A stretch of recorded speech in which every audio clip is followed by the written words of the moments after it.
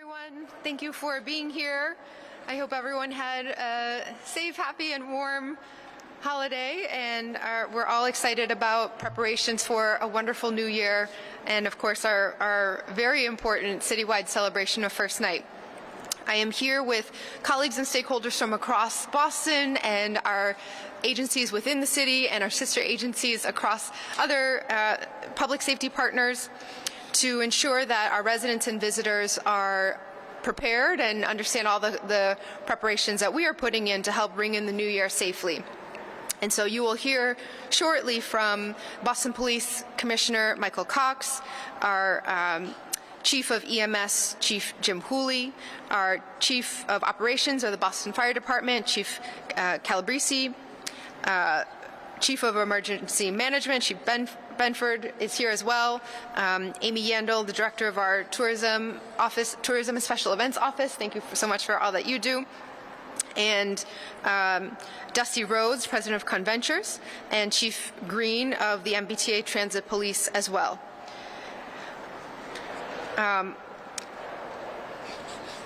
Before I give my remarks, I want to just thank someone who is incredibly important to this city and this effort in particular, someone whose vision for the last 46 years has guided Boston in being one of the hubs of bringing in the new year with a welcoming spirit for all. I will run into people from all across the country who have heard of or even participated in our First Night celebrations. It is really a hallmark of how we showcase our intention to be that city that everyone can find a little piece of themselves in throughout the year, and in doing so to renew our intention at the start of every new year in being that welcoming community and home for every single person here in Boston as well. And so we are joined here today by one of the co-founders of First Night, sorry, not in its 46th year, in its 48th year in the city of Boston. So I'd like to invite up Ms. Clara Wainwright to say a few words first. Hi, everybody. I'm very honored to be able to speak today, given the fact that I'm 86 years old and First Night is still running thanks to Dusty Rhodes and Conventures. I came today to bring a quilt that I made when First Night was 10 years old that has a lot of the visual history of First Night. And I guess that's all the people who started it started around my dinner table, and the first meeting, it was a group of artists for the most part, and the first meeting was hopeless, and then the second meeting we went around the table and each person was asked what they would contribute. And so one person said that the churches of the city became the center of what happened on First Night, and so most of the performances were in churches. And then it would be a night for all, that you wouldn't have to find a babysitter, you could bring your kids. It's hard for me to think of all the things, but there was one woman who wanted to have horses come in from all corners of the city and converge on City Hall. And that's the only thing that didn't happen. So anyway, thank you all, and thank you, Mayor Wu. Thank you for your leadership and your continued leadership, especially in our arts community. We're so thankful for your vision. So my family can't wait. I really appreciate the focus on ensuring that those with kids and every generation has something to enjoy at First Night. The ice sculptures, the visuals that wow, the ability to move all around different spaces and find something new and exciting is always a treat for us as we prepare to ring in the new year. And I want to thank Conventures, with leadership from Dusty and so many others, for partnering with us to put on what I know will be another great First Night. This is the first time since the pandemic that we are able to once again host indoor events as part of the celebration. And so there will be indoor programming in the Boston Public Library, Copley Place Mall, and some churches across the city. Some of the family-friendly programming that will go on throughout the weekend includes puppet shows, fireworks displays, musical performances from all sorts of artists, including the Boston Saxophone Quartet and Sweet Harmony, Maddie Ryan and the Pipes and Pops, Amanda Mena, and so many more. We'll also have interactive drumming for residents to tap into their musical talents, as well as cultural performances, and of course, the first night parade. We all deserve to enjoy these celebrations and want to preserve, now again in its 48th year running, that sense of truly being welcoming to everyone from every generation. And so we have a few suggestions and guidelines to ensure community safety through this very large event as well. You'll hear more about that from our partners here. But I wanted to remind everyone to also just be aware of your surroundings and please report anything that you might see or feel is out of place. And if you or someone near you is experiencing an emergency, please call 911 or tell a nearby officer so our emergency services departments can respond appropriately. And Commissioner Cox will speak shortly with more details about public safety. We want to remind everyone that it is illegal to use, have, or sell fireworks, and there will be plenty of fireworks for people to enjoy. We'll have those events at the Common and the Harbor for residents to experience. And we'll hear more from this on fireworks safety, in particular from Chief of Operations Calabrese. First night celebrations go well into the night, and we want to make sure everyone is able to get home safely. If you're driving, please keep an eye on the speed limit, be aware on the roads, and travel slowly on areas with low visibility. There will likely be more pedestrians out this weekend, and so we are just asking everyone to be extra vigilant while driving. Under no circumstance should you be driving while under the influence. Do not risk this. Make sure that you have a designated driver ready and prepared. To reduce congestion on our roads, we encourage folks to take the T, and that'll be a little easier this weekend thanks to our friends at the MBTA. From this Saturday, starting at 8 p.m. until the end of service, the entire T will be free. You know how I feel about that. This means buses, trains, the commuter rail will all be free and accessible to everyone. This will be the easiest, most direct, and most convenient way to get around and to access the festivities downtown. To ensure that everyone has ample time to usher in the new year and still get home on the T, local train service will be extended until about 2 a.m. And you can use the MBTA's website to find exact times for each line and to see if you can find a free commuter rail home that matches the time and location that you are looking for. Last weekend, we experienced an intense rainstorm here and coastal flooding that came along with it. And so while we are looking forward to warmer weather than we had last week headed into the new year, it is still important to be prepared. The majority of this year's activities and performances will take place outside, so please be sure to check the weather before you head out, layer up, and dress accordingly. You can check out all of the events that are happening this year at boston.gov/first-night. boston.gov/first-night. I hope everyone has a wonderful new year and can't wait to see you all at the parade and all the festivities this weekend. Otra vez en español, and then I'm going to invite up Commissioner Cox. Buenos días, gracias a todas las personas por acompañarnos el día de hoy. Hoy me acompañan colegas y partes interesadas de Boston para garantizar que nuestros residentes y visitantes le den la bienvenida al año nuevo de manera segura. También quiero celebrar que es la primera vez desde que empezó la pandemia que podemos hacer eventos en lugares cerrados. Todas las personas nos merecemos poder disfrutar de estos festejos. Entonces, por este motivo, tenemos algunas indicaciones para garantizar la seguridad de la comunidad. Durante los eventos de First Night, se recomienda que los residentes no ingieran bebidas alcohólicas en espacios públicos y que reporten cualquier actividad sospechosa. Si usted o alguien a su alrededor tiene una emergencia, llame a 911 o avise a un oficial cercano para que nuestros departamentos de servicios de emergencia puedan atenderlo. Recordamos a todas las personas que el uso, posesión y venta de fuegos artificiales es ilegal. Tendremos eventos con fuegos artificiales en el Common y en el Harbor para que los residentes los puedan disfrutar. Los festejos de First Night se extienden hasta altas horas de la madrugada y queremos asegurarnos de que todas las personas pueden llegar a casa sanos y salvos. Si usted va a conducir, respete el límite de velocidad y conduzca despacio en vías con poca visibilidad.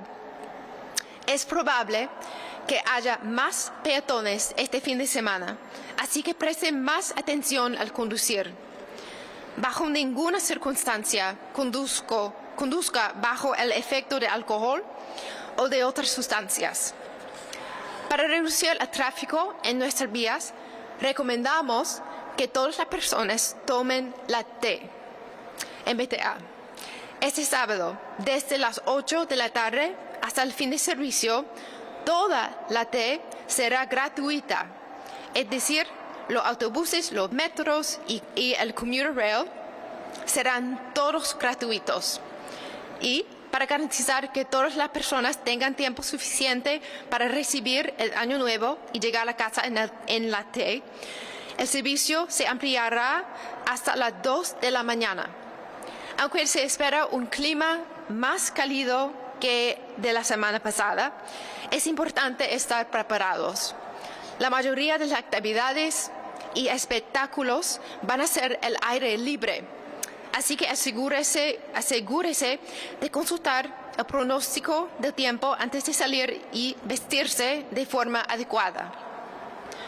Puedes consultar los eventos de este año en boston.gov/first-night. boston.gov/first-night.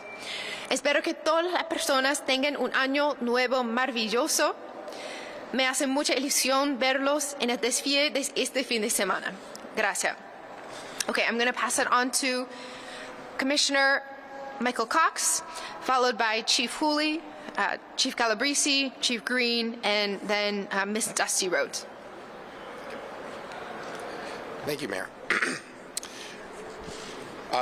This year, the police department, in support of the First Night 2023, will be working with all our public partners and private partners, and we came up with, as usual, another comprehensive plan to ensure a family-friendly event where all the participants and visitors and spectators alike could have fun and enjoy the city.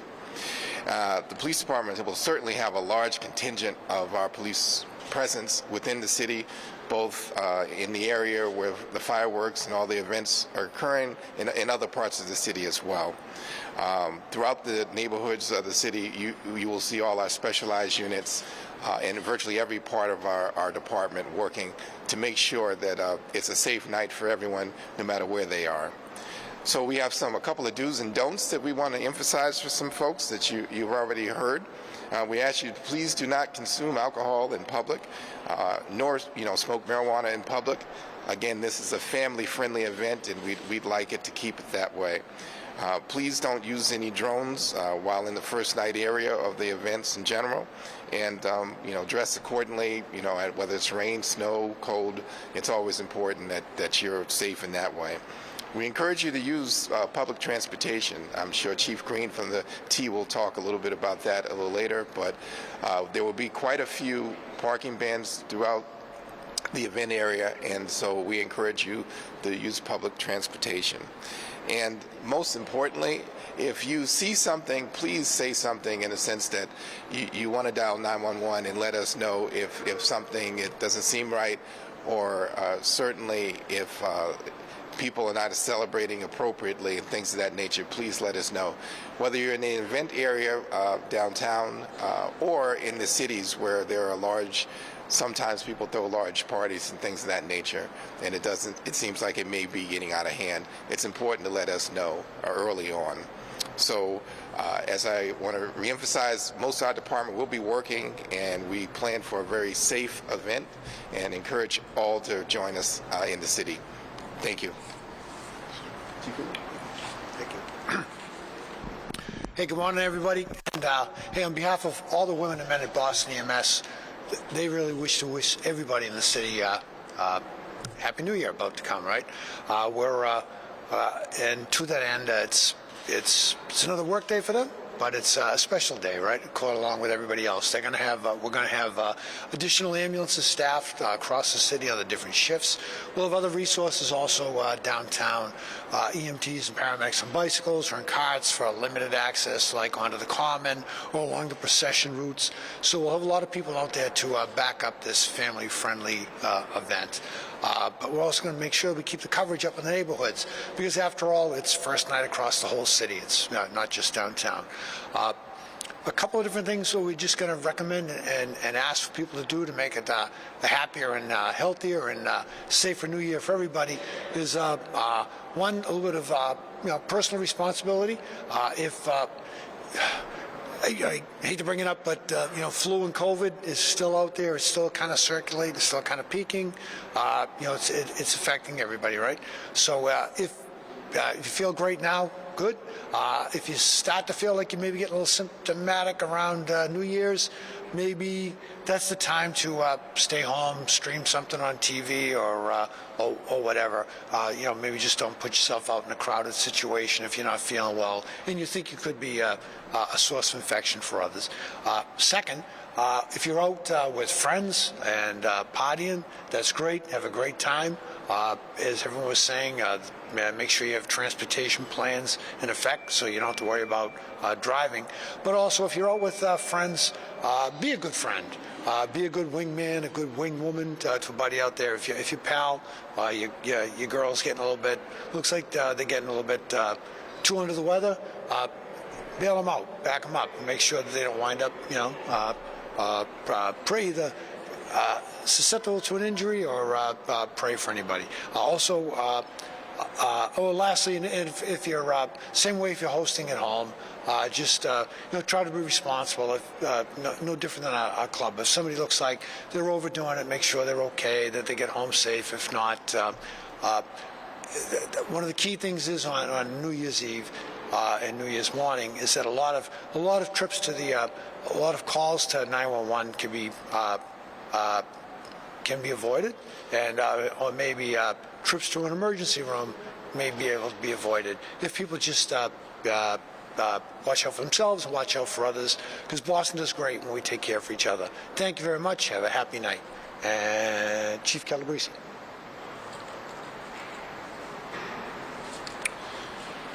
Thank you. Good morning. My name is Robert Calabrese. I'm the Chief of Operations for Field Services for the Boston Fire Department. We have a number of safeguards that we're going to put in place for first night Boston. We're going to have a incident commander stationed at the Tactical Command Unit right outside of Copley Square. He'll be monitoring all events in real live time. So he'll know everything that's going on there, and if anything comes in, he'll be able to report it and do something with it to station the units. We'll also have fire prevention personnel who will be monitoring large venues and nightclubs, basically to protect against overcrowding, to make sure there's safe access and exit into the establishment, and to make sure any temporary decorations are within fire safety and standards. And we'll also have fire prevention personnel working in conjunction with Boston Police to make sure the fireworks are okay to go, and that they're permitted, and the proper safeguards are in place with that as well to secure the sites where the fireworks will be displayed, and to make sure that the scenes are secure when they do light the fireworks off during different times. Also, for those the mayor alluded to, fireworks themselves, they are illegal within the state of Massachusetts. I'll reiterate that. Any purchase, sale, of use of them are forbidden. Leave it to the experts. They know what they're doing, and they will do a safe job. They'll make it enjoyable for all. Also, we have hazardous materials units that will be in place, working also in conjunction with Boston Police Special Operations. They will be monitoring the air during all the venues of first night, and if anything should occur with that, they'll have enough personnel there to make sure they bring it to everybody's attention, and for also any real-life incidents that happen with any hazardous material, they will be prepared to mitigate that situation as well. And finally, we wish you all a very happy and safe night, and a happy, healthy, and prosperous New Year as well. Thank you.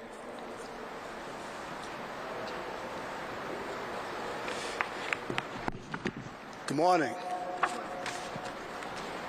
My name is Ken Green. I'm the chief of the MBTA Transit Police Department. First and foremost, I want to state that currently there are no known threats, credible or otherwise, to this event or to the MBTA. However, we'll continue to be in constant communication with our local, state, and federal law enforcement partners throughout the day and night on Christmas Eve. So we encourage everyone coming into the city of Boston to utilize the MBTA transportation system and enjoy the festivities. However, I want to remind everyone that the first night celebration is a family-oriented event. So we ask our riders to act responsibly and be respectful to one another, and especially mindful of those with children, the elderly, and people with disabilities as you use the MBTA. There will be additional transit police officers throughout the system, both uniformed and in plain clothes, to ensure that everybody has a safe and efficient travel. As always, we'd like to ask the public's help. If you see something, please say something. These are just not words. They mean something. If you see something that is out of place, or you feel that we need to be notified, please do so. You can call the Transit Police at 617-222-1212, or you can speak to any public safety official during the night that you run into. But please, if you see something, say something. The MBTA provides for its riders a great tool, a great safety tool. It's called the CSAY app. If you have a smartphone, you can download that app, and what that allows you to do is send us a video, photograph, or a message, and it goes straight to Transit Police Operations Center. The dispatcher might need a little bit more information, so you'll go back and forth, but once we figure that out, we will immediately send officers or an officer to that location. It's a great tool that the MBTA has for its riders to help us to keep our system safe. And I'm just going to repeat what the mayor has already stated. New Year's Eve service on the subway will be operating on a Saturday schedule with increased service beginning at 3 p.m., increased service.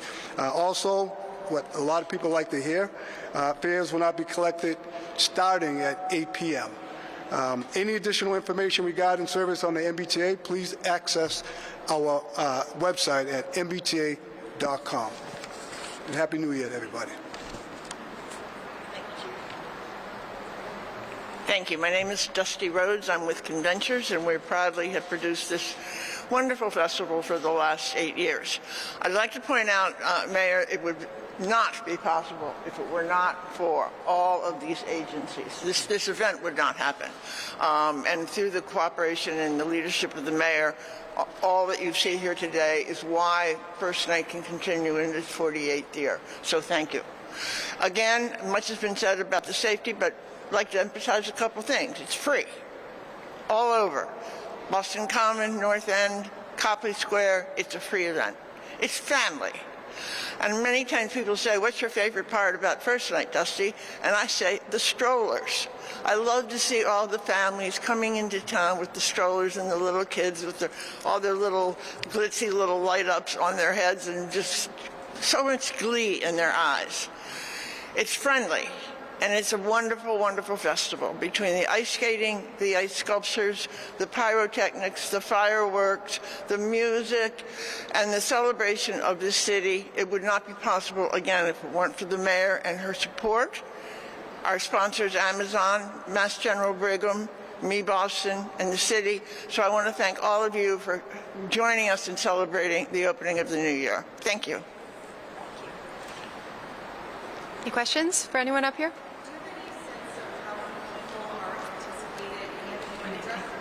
That it's going to be warm and rainy.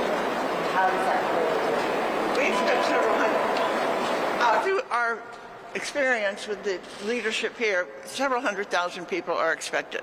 What was it last year? Do you remember? About 200,000, we think. 200,000 last year.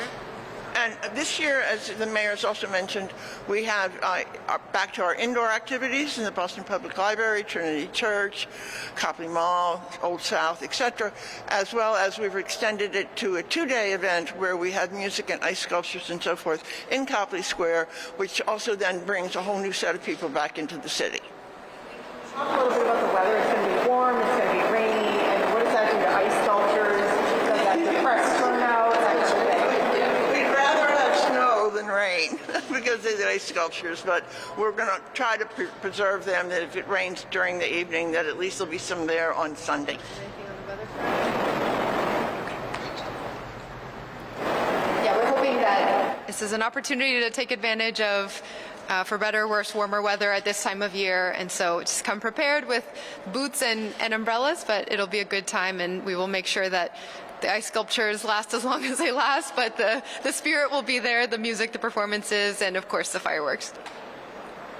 COVID kind of ramping up again. Is there any recommendations for masks, or are we just not with the COVID protocol at all this time? Well, one of the best parts of this event is that it truly allows us to utilize so many outdoor spaces across the city and reminds us that we can lean into being a city that enjoys clear seasons. And so in this winter season, we know Bostonians are hardy and prepared and have all the gear to be able to be outside. And so enjoy the ability to be outside and not have to worry as much about what that means in close indoor spaces. We do feel comfortable enough with where the numbers are this year to bring back the indoor programming as well, and encourage everyone just to do what feels comfortable. And if, masking indoors can certainly help protect against the spread. And it's really not just COVID this season.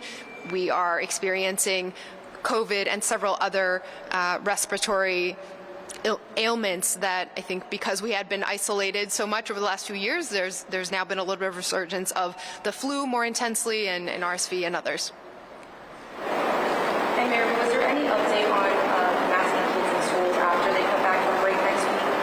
We have not finalized that decision and communicated that yet, but as mentioned in the preparations as recently as late last school year, there was always a focus on this time of year.